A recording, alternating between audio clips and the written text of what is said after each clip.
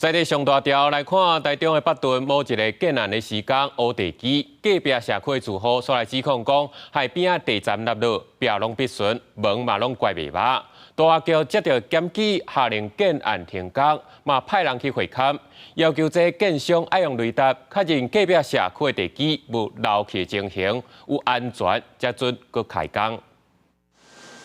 社区分园涂骹砖啊出现必顺，甚至佫有翘起来状况。旁边住户出入的门径嘛已经变形。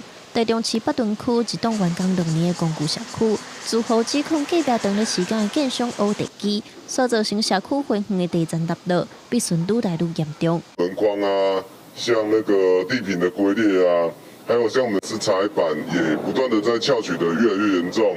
那我们整个侧院也是。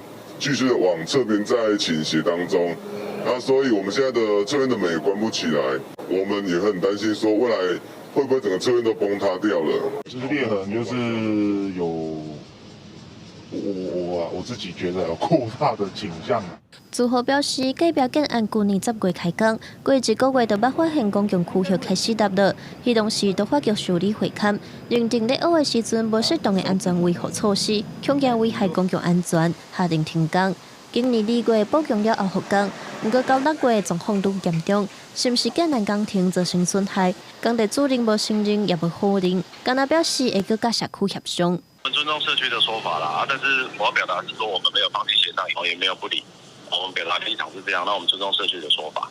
经会勘尚无法从现况判定邻房社区庭园地坪下陷情势有危害公共安全之余，为维护公共安全，本局仍积极预防性之处置，请工地暂停施工，并加强安全维护措施。中华局表示，17个一摆会勘已经申请工地停工，加强安全维护措施，佮要求建商煞来使用透地雷达。 确认附近社区的地基敢毋受影响，确认安全才会当复工。若2日双方要开协调会，讨论回园后院的代志。记者综合报道。